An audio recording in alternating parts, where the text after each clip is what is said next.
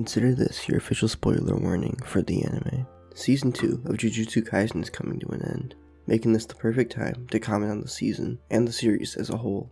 Now, let's be honest, JJK is by no means a unique concept. You have the main character who becomes burdened with a curse who lives inside him. Now he must learn to use his powers along with this edgy guy and short-tempered girl, all while being guided by a cool yet protective mentor with crazy eyes. Every so often, his curse will break out and chaos will ensue. Loved ones will be hurt, and the cast of enemy characters will seek out the main character due to the power his curse possesses. You get the idea. To someone who hasn't seen Jujutsu Kaisen, this could look like a complete ripoff, but it's not. Especially after watching Season 2, it's clear that there is something different about Jujutsu Kaisen. This show gets dark, and it gets dark fast. A lot of people are dying this season, both good and bad. And the writers, animators, sound guys, you name it, they really make you feel something with each and every one of these scenes. Let's start at the beginning. This season can be split up into two parts. You've got Gojo's backstory arc, and the Shibuya Incident. We'll start with Gojo. The Season 2 opener, Hidden Inventory, reintroduces curses in quite an eerie way, making them feel like ghosts, and Mei is a ghostbuster through and through. Jujutsu's battle system has always involved a lot of numbers and strategy, a lot more than other shows in the same vein, and the opener makes it clear that the system is here to stay. But we're really here for Gojo. More specifically, we're here for Jujutsu High School era Gojo, and his, at the time, best friend, Geto. In nearly every way, Gojo as a high schooler is exactly the same as Gojo as an adult. He has no aptitude for following the rules, and he seems to treat everything as trivial as he considers it to be. What's more interesting here is Gojo's dynamic with Geto. At this point in the series, Gojo and Geto seem to be at least relatively equal in terms of power, even titling themselves the strongest as a pair. A stark contrast to the way Gojo is described throughout Season 1 as being untouchable. In any case, we get to see the relationship of these two friends in real time, and it's kind of jarring. While Gojo complains about the responsibilities that come with being a sorcerer, including protecting the weak, Geto affirms that it's their job to do so in order for society to function. Obviously, this is a stark contrast to the Geto we know from the events of Jujutsu Kaisen 0. Besides their ideological differences, it's clear that Geto and Gojo are best friends, and they get along in nearly everything. Oh wait, should I mention the surface plot going on this arc? Gojo and Geto are assigned with the task of making sure this girl's body gets possessed by this guy, who is immortal, but he's getting too old and will evolve into something evil. Maybe. This girl's name is Riko, and the immortal guy is Tengen. Throughout the arc, two groups, Q and the Time Vessel Association, try to prevent this possession. And yeah, most of these characters are fodder in the face of both Gojo and Geto, but there are noticeable exceptions. Well, there's one noticeable exception. Toji Zenin, the sorcerer killer. There's a subplot going on with Gojo and Toji. In short, Gojo humiliated Toji by knowing where he was. In any case, being renowned as the sorcerer killer, only to be spotted by a child, is probably embarrassing. But I digress. Toji is tasked with assassinating Riko, and puts his own bounty up with the express purpose of dulling down Gojo's senses. Oh yeah, in this arc, Gojo has not fully realized his potential yet, and as a consequence is only untouchable when he is actively using his curse technique. Toji, who is also Megami's dad by the way, wears Gojo out by using the other assassins who respond to the bounty. Once Gojo lets his guard down, we get this scene. After an intense fight, Toji comes out on top, thinking he killed Gojo. Should've watched Season 1. Of course, this isn't fooling anyone. Toji actually completes his mission and successfully kills Riko because there's no happy ending in JJK. Toji rubs salt in the wound by schooling Geto in the process. Of course, Gojo doesn't actually die because he has to be the strongest. He finds Toji for a rematch and kills him with his newly awakened abilities. Let's talk about the themes here. Why does this arc exist? First off, as a standalone story, in my opinion, this arc holds up incredibly well on its own. It does a surprisingly good job with developing Riko in such a short amount of time. Riko is a young girl who's been selected, through no choice of her own, to give up her entire life and everything she has come to love to merge with what is essentially her duty personified. One of my favorite parts of this arc is the moral dilemma both Gojo and Geto share surrounding this girl's agency, or lack thereof. Sure, she starts off by saying she is honored to take Tengen's place as the Star Plasma Vessel, but her insecurities are abundant, and both Gojo and Geto feel for her. Gojo's philosophy at this point is that he can do whatever he wants.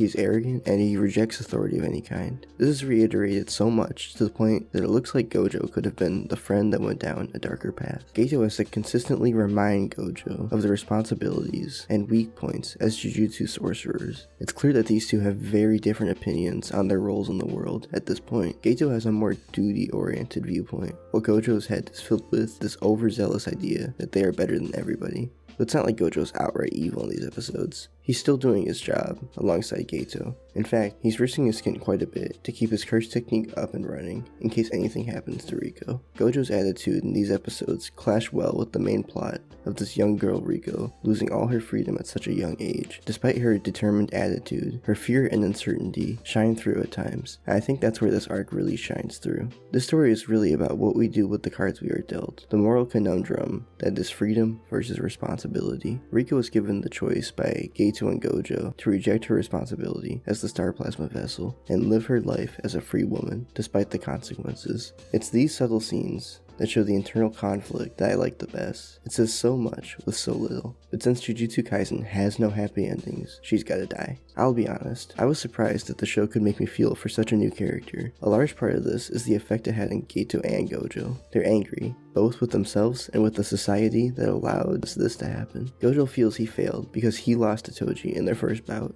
and Geto feels that he failed because Riko died right in front of him, on his watch, and they both blame the members of the Star religious group for rejoicing in Riko's death. Gojo's awakening left him far and away stronger than anyone else in the series, and without Geto holding him back, I think he would have killed everyone in this scene. We get a final glimpse of Geto's philosophy before his turn down a darker path. It's very important that there is, especially for a Jujutsu sorcerer. Here's Geto holding his world to a higher standard for the sake of the commoner's good. This also brings us into the second arc in Gojo's prequel, Geto's descent into evil. Geto becomes disillusioned as Gojo becomes far and away stronger than him. The writers do a great job of making you feel the weight on Geto's shoulders this whole time. He's been subjecting himself to absorbing these cursed spirits for the sake of some disgusting monkeys who could have never appreciated what he does. Geto questions why he does this anymore, and just in time, he gets his call to action from Yuki, who proposes the idea that stopping cursed spirits from existing in the first place could be a permanent solution for Jujutsu sorcerers. Geto brings up killing all non-sorcerers. Somehow, Yuki gets Geto to reveal his inner conflict, how he's feeling about non-sorcerers. Of course, some other things happen that drive Geto over the edge, like the death of Yu, but Geto doesn't need anyone to convince him that killing all non-sorcerers is a good plan. We see this in Gojo's confrontation with him. Geto has it all worked out.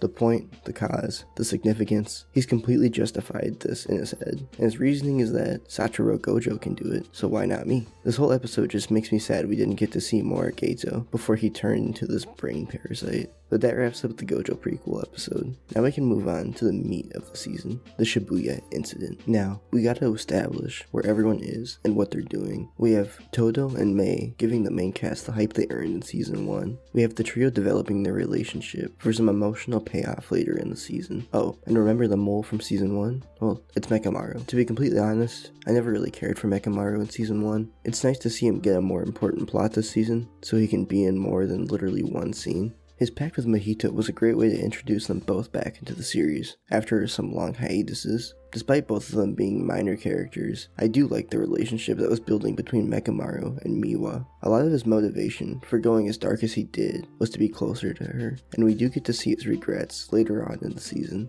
In any case, Geto got what he needed from Mekamaru, and now we can move on to the Shibuya Incident itself. This entire operation revolves around sealing Gojo, because he's kind of the trump card of the good guys. Geto can't get anything done with Gojo around, so he's gotta go. The idea is to surround him with as many innocent people as possible, so that he stays in one place while Geto seals him, and this facilitates some of the most incredible action sequences in the series up to this point. Gojo relentlessly toys with Hanami and Jogo to the point of hilarity. I mean, he kills Hanami with his mere presence. Meanwhile, we have every other character converging on Gojo's location, but it's too little, too late. Eventually, Gojo's morality gets the better of him, and he is defeated.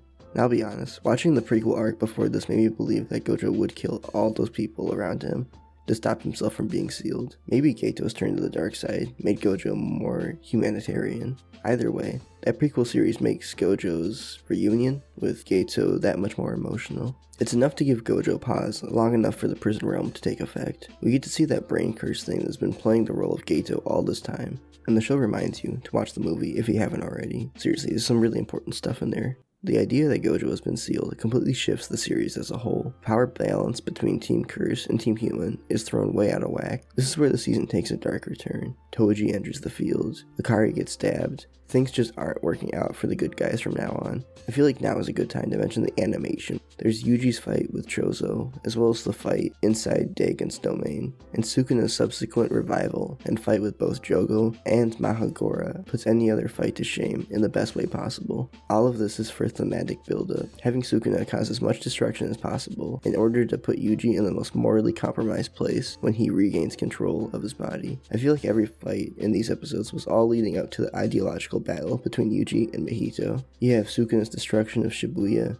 during his battles with Jogo and Mahagora. You have Nanami's death right before Yuji's eyes, followed by a beating from Mahito. Then, remember that wholesome episode the trio spends together? Yeah, that was for this too. Nobara gets blown up right in front of Yuji. This is like 5 episodes of damage being done to Yuji just to break him. I feel like the major question being posed this season is, where is the line between a curse and a curse user? What separates man from monster? This is the same question Mahito poses to Yuji during his beatdown. I'm honestly surprised they didn't find some horrible way to kill Todo right before Ichidori's eyes. I was honestly expecting it to happen, but either way, I love the direction the writers took with Yuji's resolve. It isn't like other shonen where the main character uses the power of friendship and understanding to talk a villain down to his own morality. Yuji stoops to Mahito's level and accepts his desire to simply kill curses. He becomes the hunter. But of course, Geto has to come in and destabilize the world. But I'll be honest, I was pretty excited when he entered the field. This character has operated from the shadows for so long.